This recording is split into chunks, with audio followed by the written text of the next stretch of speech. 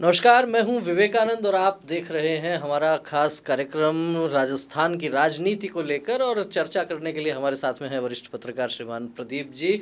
अलग अलग विषयों पर इनकी खासी पकड़ है। तो राजस्थान की राजनीति काफ़ी करवटें बदल रही है, अलग अलग तरीके की घटनाएं भी हो रही हैं और इन घटनाओं के बीच बड़े नेताओं का मिलना भी हो रहा है। जी हाँ, वसुंधरा राजे जाती हैं सिरोही, वहाँ जाकर बोलती हैं, क्या बोलती हैं उसके क्या मायने निकाले जा सकते हैं। वे कहती हैं कि गमों की आंच पर आंसू उबाल कर देखो, किसी पर डाल कर देखो, रंगों को लेकर वो कहती हैं, और तुम्हारे दिल की चुभन कुछ कम होगी, किसी के पैर का कांटा निकाल कर देखो। क्या राजनीतिक मायने इसके हो सकते हैं। साथ ही बात करेंगे हनुमान बेनीवाल क्या कदम उठा रहे हैं तमाम विषयों पर। तो प्रदीप जी, सबसे पहले तो जानना ये चाहेंगे कि राजस्थान में राजनीति क्या हाई वोल्टेज ड्रामा की तरफ आगे बढ़ रही है। देखिए, फिलहाल तो कोई इतना मतलब जैसे जैसे गर्मी बढ़ी थी वैसे वैसे थोड़ी थोड़ी शांति थी। जी। मल्लिकार्जुन खड़गे आए थे 2-3 दिन पहले, संविधान वाला उनका जो चल रहा है पूरे देश में वो चला था। उसके बाद आज वसुंधरा राजे का स्पीच, अशोक गहलोत स्वर्गीय गिरिजा व्यास के अंतिम यात्रा में शामिल होते हैं, टीकाराम जूली भी एयरपोर्ट पे एक साथ मिल जाते हैं, तो फिर पॉलिटिकल चर्चा करनी बनती है कि क्या कुछ चल रहा है। राजस्थान की राजनीति में ये जो है चर्चा काफी लंबे समय से है कि अशोक गहलोत और वसुंधरा राजे, इनका दोनों का मिलना, इनका आपस में बात करना, और जो चर्चाएं अक्सर चलती रहती हैं अप्रत्यक्ष रूप से एक दूसरे को सहयोग करना। तो क्या अभी जब वो मिले हैं, वैसे तो अनायास ही मिलना हुआ होगा एयरपोर्ट पर, हाँ, लेकिन सायास या अनायास ये तो अपन लेकिन चूंकि अलग अलग टाइमिंग एक साथ मैच हुई, क्योंकि अशोक गहलोत का पूर्व निर्धारित था नहीं कार्यक्रम। वसुंधरा राजे का सिरोही जाना था अंजनी माता मंदिर के कार्यक्रम के उद्घाटन में, लेकिन गिरिजा व्यास का चले जाना और उसमें अशोक गहलोत द्वारा उनकी शव यात्रा को कंधा देने का कार्यक्रम था, तो वो अचानक बना और इस नाते इनकी मुलाकात होती। लेकिन मुझे विवेकानंद जी क्यों लगता है कि कांग्रेस में अशोक गहलोत अब जो है उनकी जगह बड़ा एरिया कवर कर चुके हैं गोविंद सिंह डोटासरा। तो सचिन पायलट के लिए जो चुनौती थी वो अब कहीं डोटासरा। ऐसे में कई बार जब नाराजगी त्रिकोणीय हो जाती है तो फिर चौथा मौका ढूंढा जाता है जी। तो वो चौथा मौका जो था वो आज इन दोनों के साथ रहे। नाम टीकाराम जूली है जी। कि कांग्रेस अगर किसी हिंदी पट्टी के किसी बड़े राज्य में अगर सत्ता पाती है फिर से, और किसी अनुसूचित जाति के व्यक्ति को अगर मुख्यमंत्री बनाती हैं, तो वो टीकाराम जूली नजर आते हैं। क्योंकि टीकाराम जूली निश्चित तौर पे किनारे किए जाते रहे विधानसभा के दौरान, सत्र के दौरान, उनके भाषण वगैरह सारी चीजें, जी। बट पोटेंशियलिटी है उनमें। एक बड़े वर्ग को लेके साथ में बढ़ सकते न हैं। केवल वर्ग को, लेकिन उनकी जो पहले एज ए विधायक वो स्पीच करते थे या बतौर मंत्री स्पीच करते थे, तब इतना नोटिस नहीं किया, लेकिन बतौर एलओपी उन्होंने जिस तरह से लेजिस्लेशन चलाया है, जिस तरह से अपने आप को प्रेजेंट किया है, और जिस सधे हुए अंदाज में वो एक स्टेट्समैन की भूमिका उनमें नजर आती है। जी। ठीक है, तो यह जो है एक नई पौध अंकुरित हो सकती है। क्योंकि अब जैसे सचिन पायलट मुश्किलें कस लेते हैं कि साहब सीएम सचिन पायलट का खेमा जो कि उग्र और फ्रंट फुट पे खेलने वाला है। अशोक गहलोत जिनका उम्र और तमाम चीजें, कांग्रेस की केंद्र में कुछ लोगों की जरूरतें, और हो सकता है कि अशोक गहलोत को वापस पार्टी कहे कि चलो आप मार्गदर्शक मंडल में आइए, और तो मार्गदर्शन किसका करेंगे, तो निश्चित तौर पे अशोक गहलोत अब गोविंद सिंह डोटासरा का नाम शायद लें। तो ऐसे में क्या लगता है कि एक दौर में कांग्रेस पार्टी में दिग्गज लीडर हुआ करते थे जाट समाज से, चाहे हम नागौर की बात करें तो आपके मदेरणा यहाँ से होते थे, झुंझुनू की बात करें तो शीशराम ओला होते मदेरणा थे, जोधपुर से हुआ करते थे, नागौर से मिर्धा। हाँ मिर्धा हुआ करते थे। तो इधर आपके जो मारवाड़ का क्षेत्र एक प्रकार से हम कह सकते हैं, मदेरणा हो गए, मिर्धा हो गए, उधर ओला हो गए, बड़ी एक लिस्ट थी जाट नेताओं की, और भी बहुत सारे लंबे नाम समय थे। तक कांग्रेस का दामन थामे जी। रखा। तो अब क्या उस परंपरा में हम ये देख सकते हैं कि गोविंद सिंह डोटासरा काफी तेजी से आगे बढ़ रहे हैं।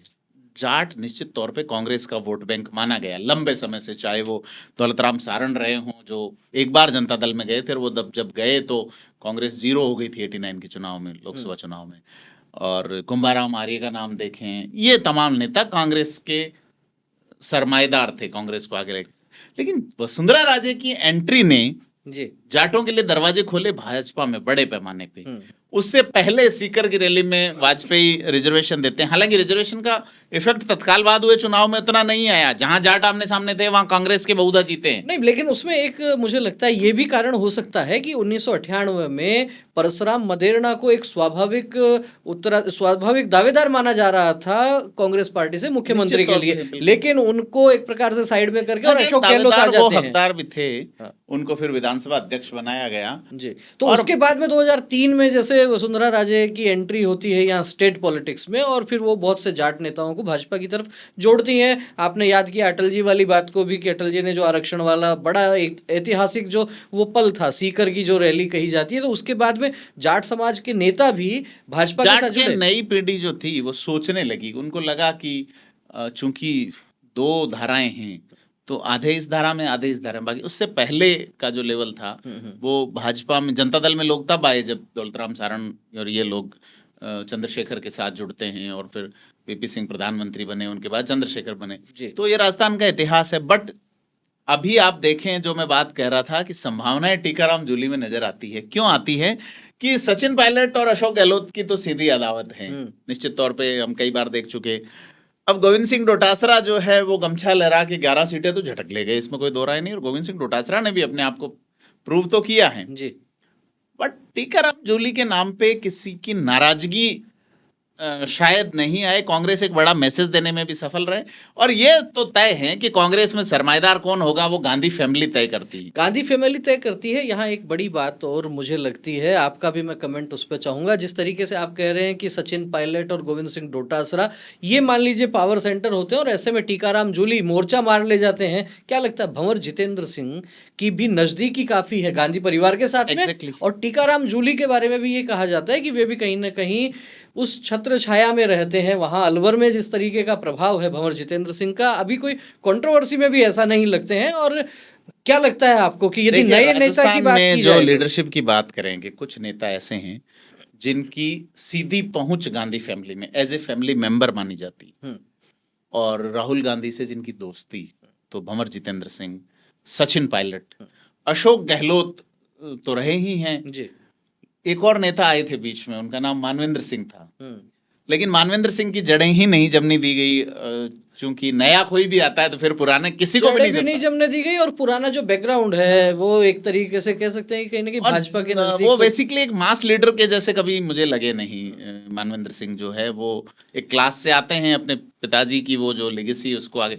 मानवेंद्र सिंह की बजाय पोटेंशियलिटी ज्यादा चित्रा सिंह जी में नजर आई, कि अपने लोगों के लिए भिड़ जाना, या जो ऑरा जो था वो चित्रा सिंह, उनका असमय चले जाना बड़ा दुखद है। बाकी मानवेंद्र सिंह जो है वो अपीलिंग कभी नहीं करते रहे, कि उन्होंने वो जन स्वाभिमान यात्रा की, फिर करके एक बड़ी भीड़ जुटाते हैं, उसके बाद कांग्रेस में जाते हैं, लेकिन कांग्रेस में उनके साथ क्या हुआ, अब वो फिर भाजपा में हैं। लेकिन अब ये जो मैंने लोग बताया कि ये लोग एंट्री हैं गांधी फैमिली में, तो भंवर जितेंद्र, अशोक गहलोत और ये मिलके अगर कुछ करते हैं तो ठीक है। लेकिन फिर भी हाँ, हम देखते हैं तो अशोक गहलोत का अपना एक ऑरा है, और अब आयु के हिसाब से भी कह सकते हैं कि मार्गदर्शक मंडल की सी स्थिति बन सकती है। सचिन पायलट, गोविंद सिंह डोटासरा, टीकाराम जूली, ये सारे नाम चर्चा में हैं। जूली के नाम पर कोई विरोध जैसी ऐसी कोई चीज है भी नहीं, और उनके प्रति जो है लोगों की सद्भावना और जिस तरीके से उनको आगे बढ़ाया गया है कांग्रेस पार्टी में, लेकिन आने वाले समय में वो अपने उनका जो जलवा है उसको कहाँ तक बरकरार रख पाएंगे। और ऐसे में ट्रम्प कार्ड क्या लो प्रोफाइल रहते हैं, जलवे वाला तो देखो वो ज्यादा फ्रंट फुट पे आते नहीं। जी। गोविंद सिंह डोटासरा जब तक लो प्रोफाइल थे तब तक किसी को नहीं खटक रहे थे, लेकिन जैसे ही उनको जिम्मेदारी मिली और उन्होंने उसे निभाया, जी, और कह रहे थे कांग्रेस एक फॉर्च्यूनर में सिमट जाएगी कोई टाइम में, लेकिन उन्होंने कांग्रेस को 69 सीट्स दिलाई, अपनी सदारत में अध्यक्ष हुई थे, और बाद में 11 सीटें भाजपा हार गई। इनका जो गठबंधन था उसमें से 8 कांग्रेस जीती। निश्चित रूप से उनकी जो परफॉर्मेंस यदि देखी जाए तो प्रभावी परफॉर्मेंस तो रही है। जाट राजनीति की हम बात कर रहे थे, तो राजस्थान में जाट राजनीति की यदि बात करते हैं, हनुमान बेनीवाल की चर्चा नहीं करें तो वो बात पूरी नहीं हो पाएगी। और हनुमान बेनीवाल चर्चा में है, फिर से गिरफ्तारी दे रहे हैं, ऐसा ही भर्ती का मामला उठा रहे हैं। हनुमान बेनीवाल तड़के की तरह है एकदम दाल में जो, और वो पब्लिक लीडर है बेसिकली। राजस्थान में पब्लिक लीडर से बात करें तो हनुमान बेनीवाल अपने आप में एक लीडरशिप एजेंसी नजर आते हैं। युवाओं में तो अच्छा खासा क्रेज और उनकी जो डिमांड है वो पहले किरोड़ी लाल मीणा उठा रहे थे, वो भी मास लीडर है। कि ऐसा ही भर्ती रद्द। मेरे को ये अपन पहले भी चर्चा कर चुके, समझ में नहीं आ रहा कि भजनलाल शर्मा सरकार जो है ऐसा ही भर्ती रद्द क्यों नहीं कर रही है। 800-900 परिवार आपके लाभान्वित हुए होंगे जी। और उसमें 50% मान लो गड़बड़ है, हाँ हाँ। ये कह रहे हैं जांच करेंगे साहब, एक भी अगर गलत हुआ है तो उसे पकड़ेंगे, तो फिर बाकी भर्तियों में क्या था?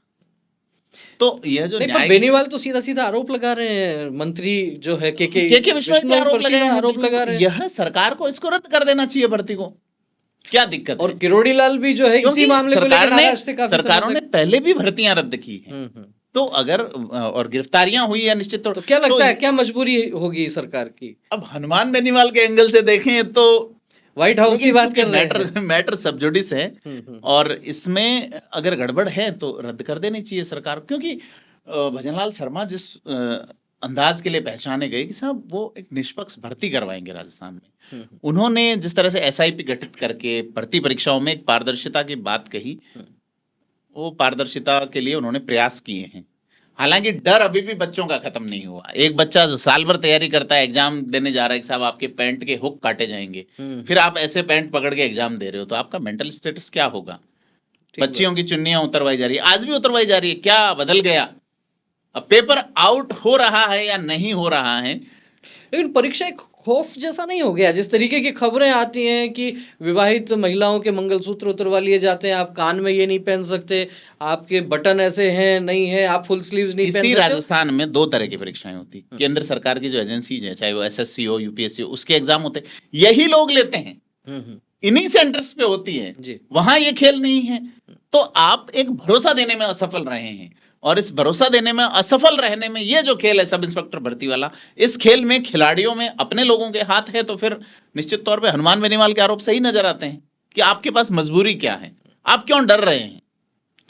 तो ये सवाल केवल हनुमान बेनीवाल नहीं, प्रदेश की और जनता उनकी भी आज निश्चित रूप से गिरफ्तारी पूछ होना रही निश्चित होगी। तौर पे इस मुद्दे को फिर से उठाती, और हनुमान बेनीवाल मतलब अभी तक कोई चुनाव भी नहीं है। हमने पहले भी एक बार चर्चा की थी कि हनुमान बेनीवाल की जो पार्टी है आरएलपी, उसका कोई भी एमएलए इस बार सदन में नहीं है और वे खुद सांसद हैं। ऐसे में राजस्थान में वो अपने आप को कैसे प्रासंगिक बनाए रखेंगे, कैसे चर्चाओं में बने रहेंगे? तो क्या ये खेल शुरू हो गया है? हाँ बिल्कुल, देखो ये डिमांड मैंने आपको जैसा अर्ज किया पहले कि किरोड़ीलाल मीणा की थी, किरोड़ीलाल मीणा की और हनुमान बेनीवाल का मैंने 2013 में जब मैं कोई विधानसभा में थोड़ा बहुत कवर करने गया हूँ, उस वक्त देखा कि हनुमान बेनीवाल कभी अगर वेल में आके धरने पे बैठे तो उन्हें उठाने किरोड़ीलाल मीणा ही आए। तब वो शायद एनपीपी से विधायक हुआ करते थे, नेशनल पीपुल्स पार्टी से, जो पीए संगमा वाली थी। जी जी। तो यह एक अच्छा दोनों के बीच एक तालमेल है। बाबा अभी चुप हैं और भतीजा फॉर्म में है। बाबा चुप है, लेकिन उसके पीछे भी कहीं ना कहीं कारण दिल्ली का जो है कुछ ना कुछ मामला लगता है, क्योंकि लगातार बोलते रहे हैं और अपनी सरकार के खिलाफ भी बोलते रहे, इस्तीफा दे चुके हैं। तो ऐसे में क्या लगता है कि अप्रत्यक्ष रूप से बाबा का जो है वो समर्थन क्या बेनीवाल की तरफ हो सकता है? देखिए ये तो कुछ कहना जल्दबाजी होगा, क्योंकि किरोड़ीलाल मीणा चुप नहीं रह सकते, और किरोड़ीलाल मीणा पहचाने जाते हैं कि हमने जो मुद्दा उठाया है और उस मुद्दे में कहीं बात है, तो उस बात को सामने आना चाहिए, तरीके से आना चाहिए। और अब यही सारी चीज़ें हैं कि अगला चुनाव जो है उसकी दुदुम्बी बहुत पहले बच जाएगी इस बार, क्योंकि इस बार जनगणना है, इस बार परिसीमन है, जनगणना में भी जातिगत जनगणना है, फिर उसके बाद परिसीमन के बाद जैसे कैंडिडेट्स की संख्या खूब सारी रहती है, तो बहुत सारी नई चीज़ें हैं। और भारतीय राजनीति के इतिहास में पहली बार जाति जो है वो एक ऑफिशियल डॉक्यूमेंटेड कंटेंट होगा। जी। तो फिर आप देखिए चुनाव कैसा होगा। बड़ा विषय है जातिगत जनगणना, इस पर अलग से विस्तार से भी हम चर्चा कर सकते हैं, लेकिन निश्चित रूप से प्रदीप जी का जो कहना है कि अब अगला जो चुनाव होगा 2028 में राजस्थान में विधानसभा का, उसकी दुंदुभी बहुत पहले बच जाएगी। अनेक मुद्दे जो है वो अभी से सड़कों पर आने लगे हैं, तो तब तक जाते जाते राजनीतिक तापमान तो निश्चित रूप से बढ़ेगा। जिस तरीके से हनुमान बेनीवाल आगे बढ़ रहे हैं, क्या लगता है अगले चुनाव में क्या त्रिकोणीय बनाने की स्थिति में रहेंगे, या फिर वही 2-3-4 सीटों पर कुछ प्रभाव रहेगा? क्या लगता है? देखिए एक चीज तो ये है कि डेमोक्रेसी शुरू होने के बाद में नेता, जनता के लिए लड़ने वाला नेता हमेशा सरवाइव करता है, उसका प्रभाव हमेशा रहेगा। सीट्स रहो नहीं रहो, रिजल्ट जो है वो हमेशा देता रहा है नेता। और एडजस्टमेंट और व्यवस्थाओं से सेट हो जाने वाले नेताओं का ज्यादा चीजें चलती नहीं जी। हैं। तो हनुमान बेनीवाल अप्रासंगिक नहीं होंगे अगर वो लड़ते रहे, लेकिन उन्होंने इस बार कह दिया है, उनका स्पीच सुनो आप, कि मैं कब तक लड़ता रहूंगा, है ना, मैं भी कोई गठबंधन तलाशूंगा। अच्छा। तो गठबंधन उन्होंने हालांकि इस बार उनके साथ किया था, चंद्रशेखर जो सांसद बने हैं, चंद्रशेखर रावण जिनको हाँ कहा हाँ, वो जाता है, आजकल आजाद लिखते हैं, आजाद लिखने लग और गए। चीजें चली भी थी कि रावण और हनुमान का पहली बार गठबंधन हाँ, हुआ विधानसभा चुनाव में बड़ा बीजेपी। गजब। खैर, बिल्कुल। लेकिन वो चंद्रशेखर आजाद हैं अब, और वो बाद में गठबंधन से भी आजाद हो गए, लोकसभा चुनाव में साथ नहीं थे। जी। तो हनुमान बेनीवाल बड़ी चतुराई से गठबंधन करते हैं। 34 सीटें एससी की हैं, उस पार्टी पे एससी की पार्टी होने का लेबल है, उसके बावजूद 25 कैंडिडेट आरएलपी से थे एससी सीटों पे। तो यह खेल तो हनुमान बेनीवाल अच्छा खेल लेते हैं और आगे भी खेलेंगे, लेकिन इस बार गठबंधन क्या वो किसी बड़ी पार्टी से करेंगे जो तीसरे मोर्चे में या तीसरी भूमिका निभा सकती है। निश्चित रूप से राजस्थान की राजनीति यूं तो आमने सामने की राजनीति है, भाजपा और कांग्रेस में सीधी टक्कर वाली राजनीति अक्सर यहाँ देखने को मिलती है, लेकिन लगभग हर चुनाव में कहीं ना कहीं तीसरे मोर्चे की सुगबुगाहट सुनाई देती है। कभी किरोड़ीलाल मीणा कुछ लेकर आते हैं, तो कभी दीनदयाल वाहिनी के रूप में घनश्याम तिवाड़ी प्रयोग करते हैं, कभी हनुमान 2003 बेनीवाल करते में हैं। सामाजिक न्याय मंच था, 18 सामाजिक- सीटों का रिजल्ट उन्होंने प्रभावित किया था। उसी सामाजिक न्याय मंच की देन फिलहाल मौजूदा मुख्यमंत्री भजनलाल शर्मा हैं, राजस्थान के फ्लोर का मैनेजमेंट संभाल रहे संसदीय कार्य मंत्री जोगाराम पटेल हैं। तो निश्चित रूप से ये जो इस प्रकार के प्रयास होते हैं वो तुरंत नहीं तो आने वाले समय में जरूर अपना असर भी दिखाते हैं, अपना रंग भी दिखाते हैं। बहरहाल राजस्थान की इस राजनीतिक चर्चा के बीच हम श्रद्धांजलि देना चाहेंगे कांग्रेस पार्टी की वरिष्ठ नेता रही गिरिजा व्यास को, उनका निधन हुआ, उस पर हम उन्हें श्रद्धांजलि अर्पित करते हैं। और राजस्थान की राजनीति में महिला नेताओं की जहां बात करते हैं तो शाहपुरा से कमला बेनीवाल आती थी, उनका एक बड़ा नाम था। शेखावाटी से सुमित्रा सिंह का नाम आता है। उसी प्रकार से भाजपा से किरण माहेश्वरी का नाम भी लंबे समय तक चर्चाओं में रहा। गिरिजा व्यास बहुत संघर्ष करके आगे बढ़ी थी, कांग्रेस पार्टी की बड़ी नेता रही, 4 बार सांसद रही, कई बार प्रदेश में भी मंत्री रही, प्रदेश अध्यक्ष रही, पीसीसी की अध्यक्ष भी वे रही। और खास बात ये थी कि परिवार की परिस्थिति, उनकी पारिवारिक पृष्ठभूमि बड़ी विषम परिस्थितियां थी।